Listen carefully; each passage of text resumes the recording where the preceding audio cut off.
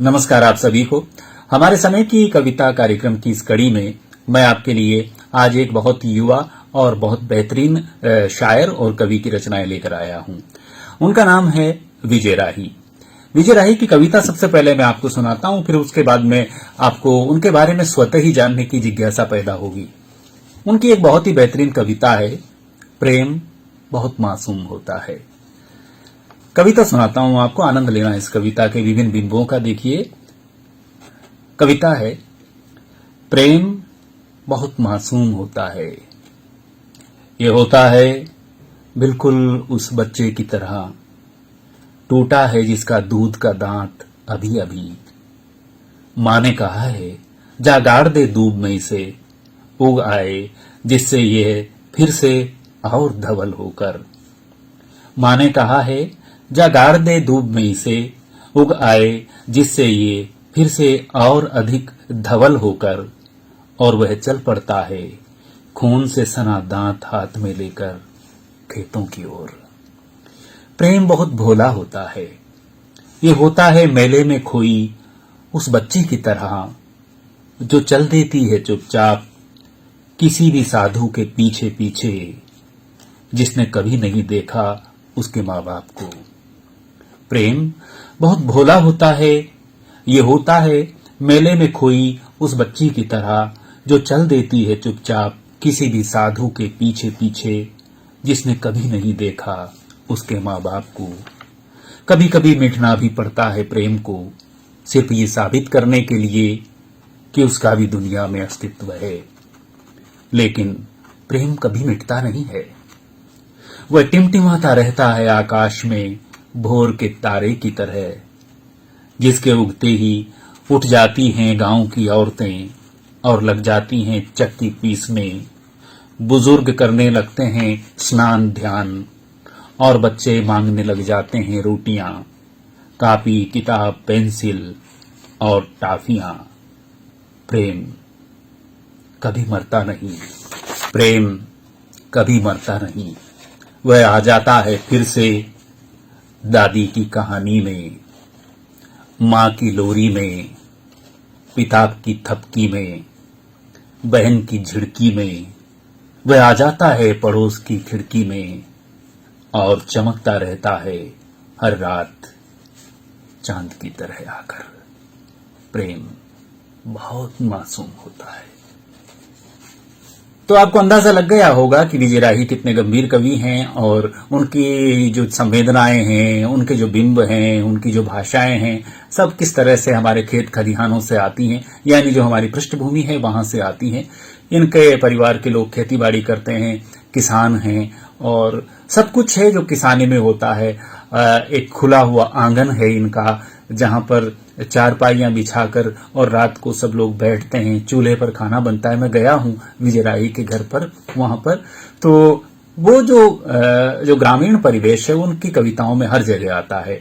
अगली कविता आपको सुनाऊं, इससे पहले मैं आपको बता दूं कि उनकी रचनाएं हंस, मधुमती, पाखी, सदा नीरा, समकालीन जनमत, दैनिक भास्कर, राजस्थान पत्रिका और जितनी भी पत्र पत्रिकाएं हैं, हिंदी जगत की साहित्यिक पत्र पत्रिकाएं, उनमें सब में छपती रहती हैं। आइए अब आपको उनकी मैं अगली कविता सुनाता हूं, आंधी। आंधी का किस तरह से उन्होंने बहुत बारीकी से निरीक्षण किया है। ऑब्जर्वेशन बहुत जबरदस्त है इस कविता में। देखिएगा, हम लोग वो चित्र आज तक मेरे ख्याल से देख नहीं पाए हैं जो विजय राही ने आंधी में, इस कविता में हमारे सामने रखे हैं। वो चित्र बिंब देखिए आप, कि आंधी जब आती है बदल जाता है धरती और आसमान का रंग, बदल जाती है पेड़ पौधों की आवाजें। आंधी जब आती है बदल जाता है धरती आसमान का रंग, बदल जाती है पेड़ पौधों की आवाजें। चला जाता है सबके चेहरों से नूर, शरीर के साथ साथ आत्मा तक जमा हो जाती है ढेर सारी धूल। चला जाता है सबके चेहरों से नूर, शरीर के साथ साथ आत्मा तक जमा हो जाती है ढेर सारी धूल। आंधी जब आती है कर देती है बहुत कुछ इधर का उधर, आंधी में चला जाता है अनवर का कोट राधा के आंगन में।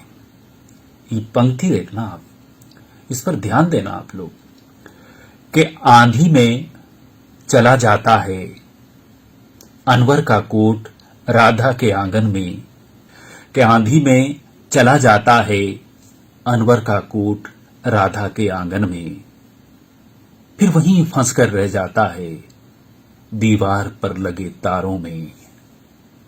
आंधी में चला जाता है अनवर का कोट राधा के आंगन में, फिर वहीं फंसकर रह जाता है दीवार में लगे तारों में। आंधी में ही चला जाता है मोहन का रुमाल शबीना की छत पर, और उलझकर रह जाता है टीवी के एंटीने में। आंधी में चला जाता है कवि का मन कहीं दूर अपने प्रिय के पास, और वहीं ठहर जाता है। आंधी में चला जाता है कवि का मन कहीं दूर अपने प्रिय के पास, और वहीं ठहर जाता है। आंधी के थम जाने तक जब वापस आता है, तब उसके साथ में होती है कविता। कविताएं कवि मन में चलने वाली आंधी की बेटियां हैं।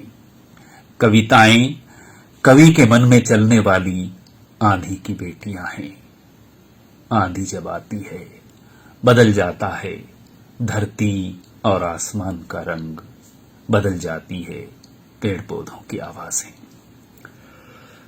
कुमार विजय, आपको बता दूं कि गजलें और कविताएं समानांतर रूप से लिखते हैं। आपके बारे में मैं थोड़ा सा और बता दूं, आप राजस्थान साहित्य अकादमी उदयपुर में भी किसी कार्यक्रम में कविता पाठ कर चुके हैं। आकाशवाणी जयपुर में भी आपका कविता पाठ हो चुका है, और एक महत्वपूर्ण उपलब्धि उनके हिस्से में है दैनिक भास्कर का युवा प्रतिभा खोज प्रोत्साहन पुरस्कार 2018। ये बहुत ही महत्वपूर्ण पुरस्कार है जो उनको मिला, और कलमकार मंच का राष्ट्रीय कविता का पुरस्कार, जो द्वितीय पुरस्कार 2019 का, वह भी विजय राही को मिल चुका है। अब एक कविता मैं आपको विजय राही की ऐसी सुना रहा हूं, जिसे सुनकर और जिसे पढ़कर हमारी जो मातृशक्ति है, जो हमारी बेटियां हैं, उनका जीवन कई बार ससुराल में किस तरह रहता है, कितने संकटों में उनका जीवन रहता है, कितनी अनिश्चितता उनके जीवन में रहती है, इस चीज को उन्होंने बहुत बारीकी से महसूस किया। 1 घंटे में लहसुन छीलती है, फिर भी छिलके रह जाते हैं। 2 घंटे में बर्तन मांजती है, फिर भी गंदगी छोड़ देती है। 3 घंटे में रोटी बनाती है, फिर भी जली कच्ची पक्की। 1 घंटे में लहसुन छीलती है, फिर भी छिलके रह जाते हैं। 2 घंटे में बर्तन मांजती है, फिर भी गंदगी छोड़ देती है। 3 घंटे में रोटी बनाती है, फिर भी जली कच्ची पक्की। कुएं से पानी लाती है, मटकी फोड़ आती है। जब भी ससुराल आती है, हर बार दूसरी ढाणी का रास्ता पकड़ लेती है। औरतें छेड़ती हैं तो चुप हो जाती है, ठसक से नहीं रहती। बेमतलब हंसने लगती है, खाने पीने की कोई कमी नहीं है, फिर भी रोती रहती है। काई लखन कोनी थारी बहन में। चांदी के कड़ूलियों पर हाथ फेरते हुए ये सब कहा बहन की सास ने मुझसे, जब मैं पिछली बार बहन से मिलने गया था। मैंने घर आकर मां से कहा कि छुटकी पागल हो गई है, सास ने उसको जिंदा ही मार दिया है, कुएं में पटक दिया तुमने उसे। मैंने घर आकर मां से कहा कि छुटकी पागल हो गई है, सास ने उसको जिंदा ही मार दिया, कुएं में पटक दिया तुमने उसे। लोगड़ी के पल्लू से आंखें पोंछते हुए मां ने कहा, तो यह बात कोई और सु मत कह दीजियो, मारी बेटी तो खूब मजा में है। ये एक मां अपनी बेटी का घर बनाए रखने के लिए कितनी सच्चाइयों को छुपाती है। विजय राही, ये तुम्हारी कविता बहुत बड़ी कविता है भाई, अंदर से हिला दिया। तो साथियों, 3 कविताएं आज मैंने विजय राही की आपको सुनाई। कविताएं बहुत सारी हैं, उन्होंने मुझे जो भेजी हैं उनकी अच्छी कविताएं, लेकिन मुझे लगता है कि आपको उनके संग्रह का इंतजार करना चाहिए शेष कविताओं को पढ़ने के लिए, और मुझे लगता है कि वो इस काम में लगे होंगे। और मैं बहुत ही आभारी हूं आपका कि आपने इस कार्यक्रम को यहां तक सुना और मेरे चयन पर आप लोग विश्वास करते हैं, आप लोग आते हैं, इस प्रोग्राम को देखते हैं, तो मुझे अच्छा लगता है। और निश्चित रूप से आज के इस कार्यक्रम को देखकर आप अन्य जो हमारे गंभीर रचनाकार हैं, जो बहुत मेहनत से और बहुत ही शिद्दत से कविताओं में काम कर रहे हैं, नई चीजों को ला रहे हैं, युवा कवि, ऐसी कविताएं मैं आपके लिए लाता रहूंगा। मेरा आपसे इतना ही कहना है कि अगर आप कुछ अच्छी गंभीर रचनाएं सुनना चाहते हैं और इस YouTube के झूठ और फूहड़ता में से कुछ नगीने आपके बीच में आते रहें, तो इस चैनल को सब्सक्राइब जरूर करिए, क्योंकि मेरी दृष्टि में ऐसे बहुत सारे रचनाकार हैं जिनकी रचनाएं आप तक पहुंचनी चाहिए। भाई विजय राही को मैं बहुत बधाई देना चाहता हूं और उनके कविता में उनके उज्जवल भविष्य की बहुत शुभकामनाएं देता हूं। आज आपने इस कार्यक्रम को यहां तक सुना तो बहुत अच्छा लगा।